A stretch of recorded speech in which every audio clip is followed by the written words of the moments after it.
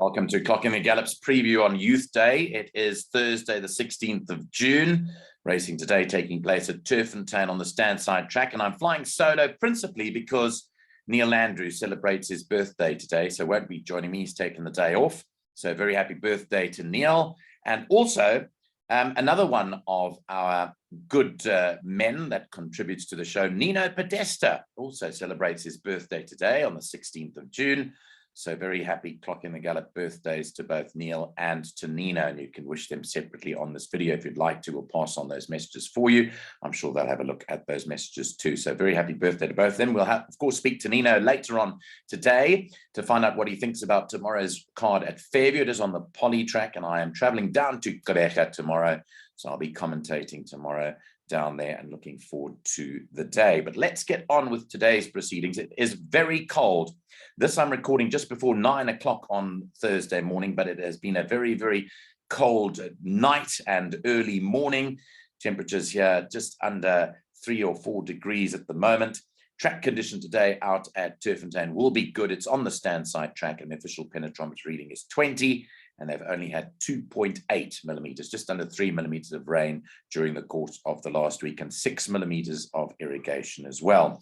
The fast rail is positioned 4 meters out on the back straight and also on the bend, with a 4-meter spur at the 700-meter marker. So time to have a look at today's racing, and we're going to run through it for you. We'll start off with the first race. By the way, I have done the Take a Bet show with Kloklo this morning, and you can watch out for what bets we're going to take on that. And if we do have a price booster, we will put that through on our other platforms today. So looking forward to maybe doing that a bit later on for you. Right, we're going to run through the card changes and the changes, as well as the betting. Let's go to race 1. The first of 8 at 20 past 12 is a juvenile plate. It's over the 1100-meter trip. And here you can scratch number 8, Querulous is out. Number 7, Tanganga, to race with a tongue tie fitted. Well, let's have a look at the betting now. And here, all the support has been for the opening run for number 6, Raven Black. He is a son of Master My Fate. He was chalked up 16 to 1 with bookmakers. He is now whittled into 5 to 2. So lots of support here for number 6, Raven Black. I did manage to chat to his trainer, James Crawford, who is currently visiting the UK. He's actually gone to the Royal Ascot meeting with his dad, Brett Crawford.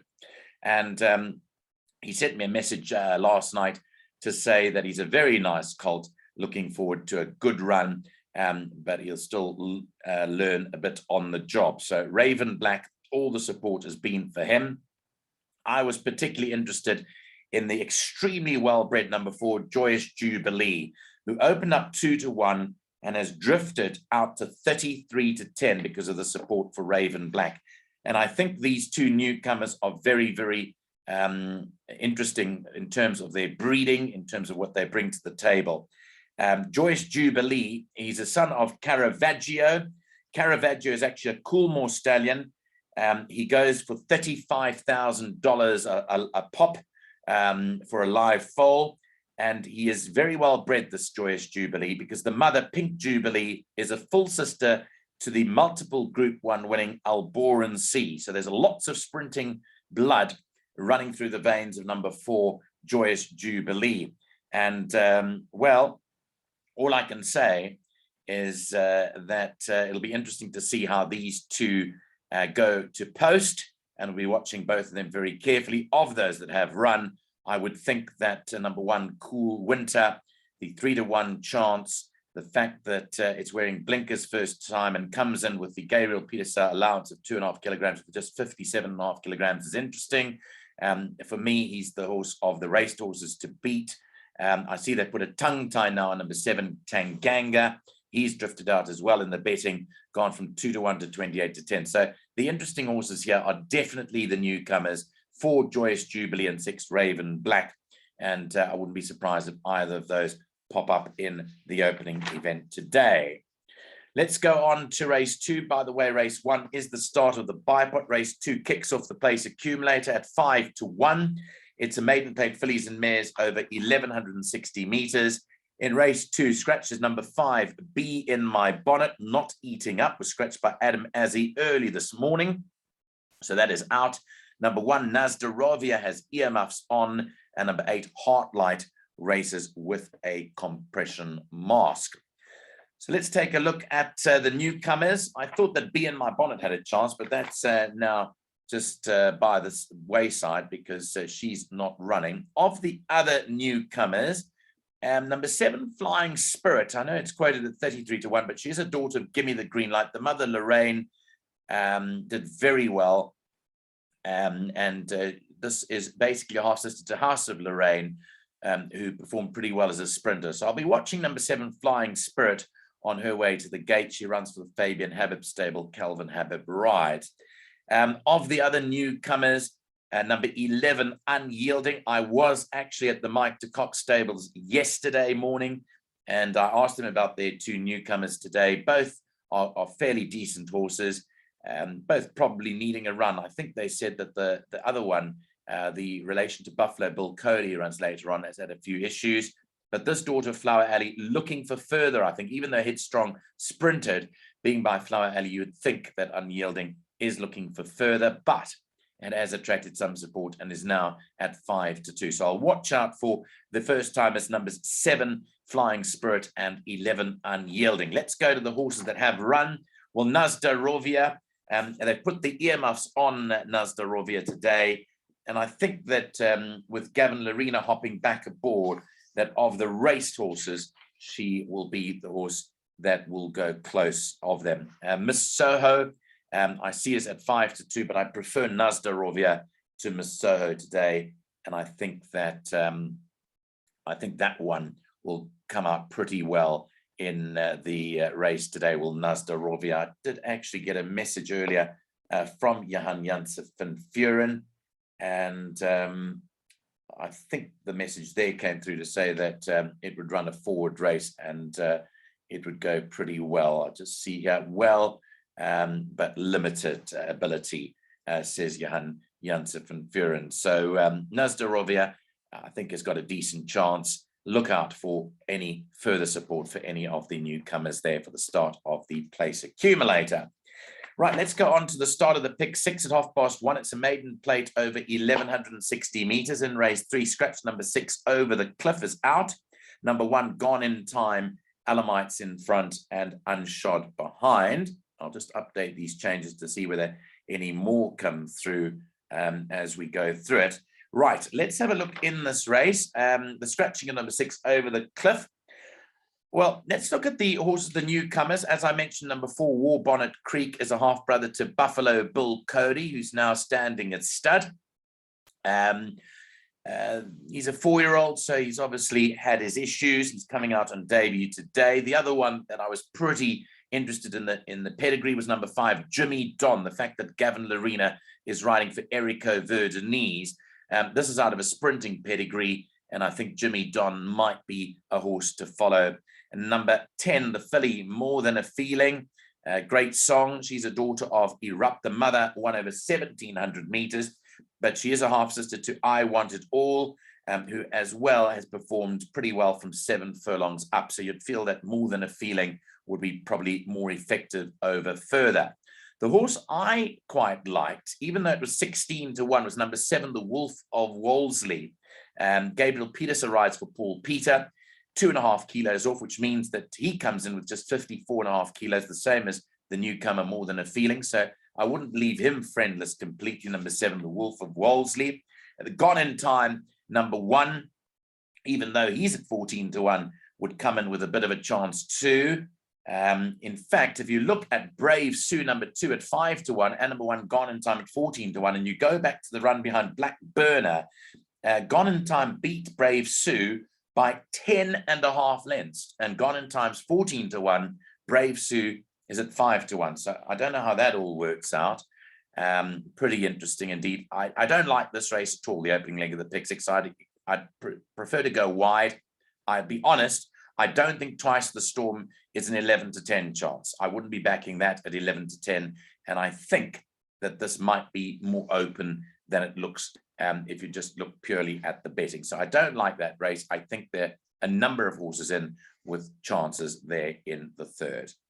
Moving on to race 4, which is the start of the first jackpot at 2:05. It's a maiden plate fillies and mares to be run over 1,600 meters. Scratch chairs number 3, Starlit Strip. Number 7, Field of Magic. Well, Henny Kraling not riding today, so Ryan Munger picks up the ride on number 7, Feel the Magic. Let's talk you through the betting first here. You've got even money about Chopsticks. You've got 28-10 about Manhattan, 4-1 about Roslyn, and then 6-1 number 2, Special Charm. I think the winner will come from either 1 Chopsticks or 6 Manhattan. Now, Manhattan has been rested for 8.5 months. She's out of a mare, Quest for Gold, that went to trip. So I think the step up in distance will suit Manhattan. As we know, Sean Terry brings them out fit and ready to run. And even though she's had time off since the beginning of October, I think that she poses a principal danger to number 1, Chopsticks, who is related, very well related to that horse, Marshall. Came from a deep draw last time, much better draw today, and seems to be on the improved Chopsticks. So I make it a race in 2. Roslyn, obviously, the third choice behind them. I think that Chopsticks will confirm the Cerulean Dancer form over Roslyn today. They at the same weight terms, and I think 1 and 6 will fight it out. I'm expecting a much better run from Manhattan. If you look at her first run, it was a good run behind Rosenwind, who came up and won shortly thereafter. If you look at her run to Bloomington, she didn't fare, but that was in wet conditions. She gets the good going again today, and you have to excuse that last run. I think there's a lot closer between the two than the betting of even money 28-10 suggests, and I respect both of those today. Moving on to race 5 at 20-3. This is a merit rated 96 handicap. It's over 1,160 meters. In race 5, number 2, Whirly Whirly, has Alamites in front only. Interesting because he hasn't worn Alamites for a while, this fella. He's the 7-year-old horse having its 67th run today. So you can effectively say it's a mini gin strike there for Whirly Whirly. Number 4, Goliath Heron, Alamites in front and Unshod behind. So a couple of shoe updates then in race 5. Well, here, Tuscan Winter is the favorite, and he won a beautiful race last time out. He beat the subsequent Tibishina Stakes winner, Homely Girl, comfortably, although he was in receipt of 1.5 kilos. He came up on the stable that day, and he might well be back to his best. And the 86 that his rating says in the card may well be understated. Even though Gavin Lorena puts up 0.5 kilo, Gavin rides it really well. He's yet to run out of the first 4 in his 5 starts that he's ridden Tuscan Winter before, and I think Tuscan Winter is the horse to beat. So he is clearly my first choice. However, horses that could challenge, number 1, Valdorcia, is very effective over this Turffontein 1160. He's had 3 runs here for 2 wins and a second. He has to give Tuscan Winter as many as 6 kilograms on that. I don't think he can. Number 6, Roll with the Punches, won extremely easy last time out, but it was a soft win. He won it really comfortably. The stable's doing really well. I think he got handed that on a plate, to be frank. And I think that if you look at the Cleaver Green form line, Goliath Heron, if you like Roll with the Punches at 2-1, then what stops you liking number 4, Goliath Heron? Because go back to the run on the 22nd of February, Goliath Heron beat Roll with the Punches by a couple of lengths, by as many as 2.3, and they're both down 3.5 kilograms. So I think that Goliath Heron has got as much chances as Roll with the Punches here, and I can't believe that one is 2-1 and the other's 10-1, although the Roy Magnus stable is in terrific form. The other horse I wanted to mention is Whirly Whirly. And the reason why I wanted to mention Whirly Whirly is because you'll see that Cabello Mazzignani sits on this. Now, Cabello might not have ridden this horse recently, but if you go back to the jockey and horse statistics, which I'm using the computer form, Cabello Mazzignani's ridden this horse 11 times for 3 wins and 5 places, which means he gets along really well with the son of Great Britain. And just on some earlier form lines, if Whirly Whirly reproduces some early form, 33-1 might well not represent his true chances over here. Remember that he's come down in his rating. He was at one stage 111. He's now a 99, so as many as 12 points down. He's a real roughie today, Whirly Whirly. but he's run well over the course and distance, and he is a rank outsider today. But I think they all have to be Tusker Winter, who remains my first choice, but I do think that there are others that have chances too. On we go to race 6. 20 past 3 for a Pinnacle Stakes fillies and mares over 1,160 meters. Here you can scratch number 1, Sound of Warning. Sound of Warning is out of race number 6. The other change is number 5, May Queen, has a compression mask on. A pressure halter goes on number 8, Midnight Gem, and a compression mask goes on number 9, All of Me. So quite a few changes in race number 6. Well, here, Full Velocity, number 2 is the favorite for Keegan DeMello and Sean Terry at 15-10. After that, you've got 3 Heavens Girl at 9-2, Midnight Gem at 5-1, and All of Me at 6-1. I'll be absolutely frank with you. This is open, but look down at the bottom at number 9, All of Me. She comes in with 48.5 kilograms on her back. She carries just 48.5 kilos. And if you look at a couple of runs, the run to Full Velocity in the Poinsettia Stakes at Scottsville on the 1st of May, if you look at the run to Midnight Gem on the 31st of March, all of those runs, All of Me is handily weighted to win it today. And she's got a massive chance today, All of Me, in the region of 6-1. Full Velocity obviously got claims. Heaven's Girl got claims. I don't really like Alula Star. I prefer others. May Queen comes into the race too. On her best form, she could upset. So could Kayla's Champ after a good win. But my first choice is All of Me. I think she'll go close today. I like a bit of Full Velocity, but I think this race is open, and I'll be playing this the widest of the day. Race 7 jumps at 5-4. It's another Pinnacle Stakes, this time over 1,400 meters in race 7. Scratch to 5, Willow Express and 10 Shivers.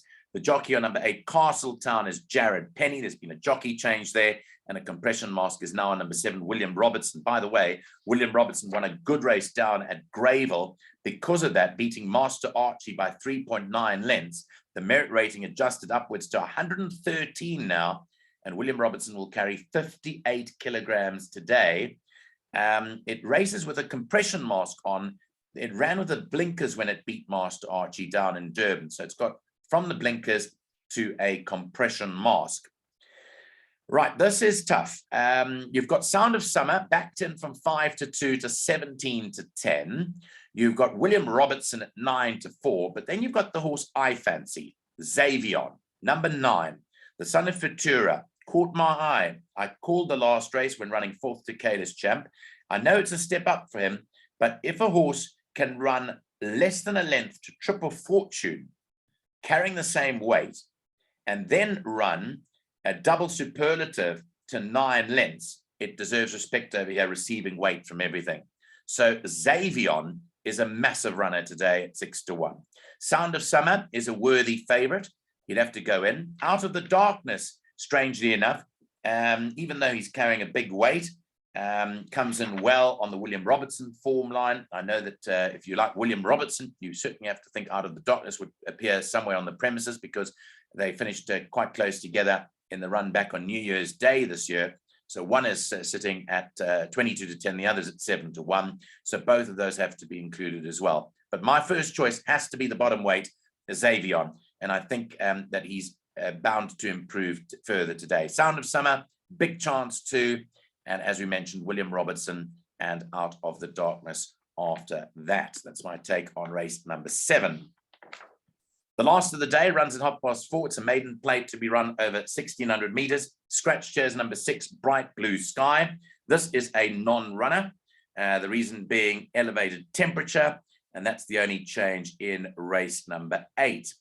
Well, in the last of the day, the favorite is number 2, Global Approach, is at 15-10. The money has come for the bottom 2 horses. Look at the money for 8, Prosper's Gift, from 33-1 to 14-1, and for number 9, Tomorrow's Vision, from 25-1 into 12-1. They've backed both of these almost off the boards here, and they've let Global Approach go walkabout in the betting from 12-10 out to 15-10. I have to mention number 5, San Quentin. Now, I'll tell you why I like him today. I like him because outruled the last run completely. Why? The reason is that they ran him off his feet. I think the step up and trip will suit him dramatically. I think he hasn't got the best of draws. He'll be drawn 8 out of 8. So that's not in his favor. But if you go back to his first run, he was running on round the bend behind Bucks Fizz. And if you go to the first run, he's a massive runner here. So I'm going to tip San Quintin ahead of Global Approach. I thought it was a 2-horse race. After that, then you can go down to those money horses, Prosper's Gift and Tomorrow's Vision, with preference probably for Prosper's Gift just ahead of Tomorrow's Vision. Both of those I see money has come for. But the question mark is, if you think Tomorrow's Vision's got a chance, then look at number 1, Knock Twice. They finished together in the race behind Toffers, and you can't say that there'll be too much different today between the two of those. So I'm thinking San Quintin for me in the last race to beat Global Approach. So that's our take on racing today. It's been an absolute pleasure bringing you this on Youth Day. As I mentioned to you, Neil Andrews not with us today. He's celebrating his birthday, and all the best to him. There'll be more about the Fairview Polytrack meeting with Nino Podesta. I look forward to chatting to him later on tonight. And as I said, I'll be down in Quebec, so I hope to chat to my good friend MX. You might have seen our first video with MX done last week.